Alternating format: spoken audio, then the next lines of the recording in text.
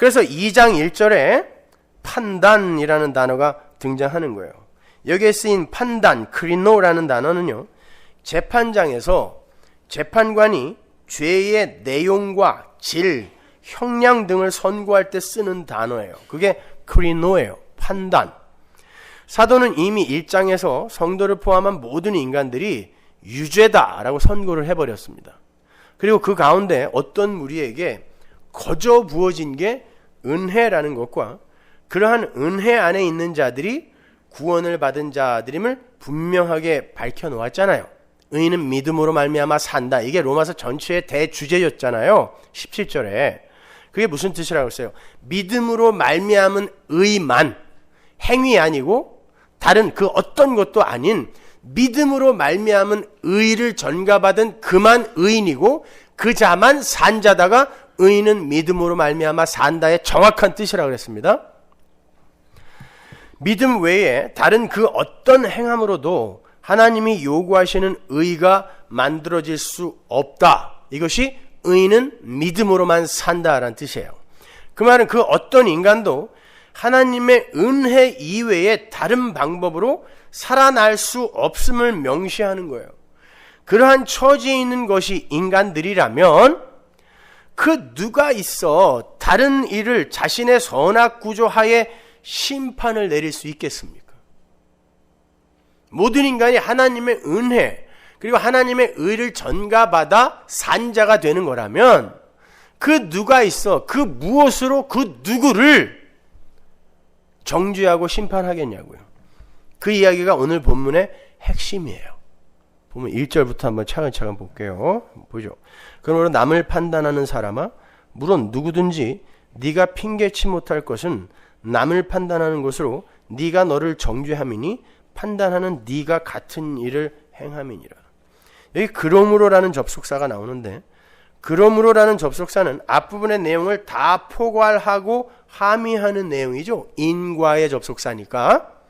따라서 그 그러므로를 좀 더 이해하기 쉽게 의역을 하면 1장에서 설명된 모든 것이 이러한 것이 모든 인간들이 처해진 상황이라면, 다른 말로 의인은 믿음으로만 살게 되는 것이라면 정도로 풀 수 있겠죠.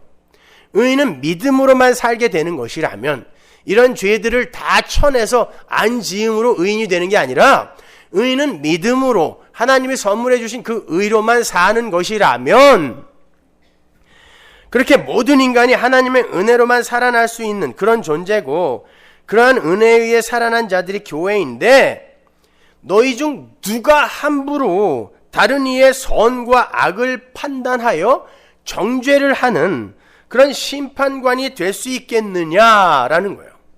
그러므로 학자들 사이에서는 이 부분의 내용이 유대인들을 겨냥한 것이다, 아니다 이방인들을 겨냥한 것이다, 아직까지도 논쟁이 분분한데 그건 정말 쓸데없는 논쟁이에요. 소모적인 논쟁이죠. 사도는 이 편지를 교회에게 쓰고 있는 겁니다. 교회 이외에 다른 그 어떤 사람도 성경을 이해할 수 없어요. 성경의 독자는 교회밖에 없어요. 그러니까 성경은 교회에게 쓰여진 거란 말이에요. 그런데 교회가 자연인의 그 죄를 여전히 품고 있죠. 우리를 보면 알잖아요. 뭐가 개뿔이나 변했습니까? 우리가 똑같지. 그럼에도 교회는 자신들의 구별됨을 주장하고 자랑하기 위해서 교묘하게 자신들을 위장하는 법을 고안하고 획득하고 있는 게 바울에게 보인 거예요. 사도는 그들에게 편지를 쓴 겁니다. 그러니까 이 내용들은 죄에 빠져있는 자연인의 상태를 가리키는 것임과 동시에 여전히 그러한 자연인의 죄에다가 남을 판단하는 죄까지 짓고 있는 그 교회를 겨냥한 거예요.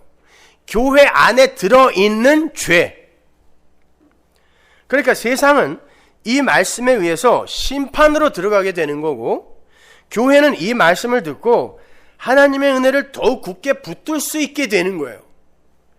따라서 여러분은 이 이야기를 여러분 자신의 이야기로 들으셔야 되는 거예요. 성경에 있는 모든 내용은 다 나에게 하는 이야기예요. 야, 이스라엘 그 나쁜 놈들, 아이고 바리새인 그 놈들 어떻게 그럴 수가 있어? 아니요, 내가 바로 그 자리에 있는 자란 말입니다.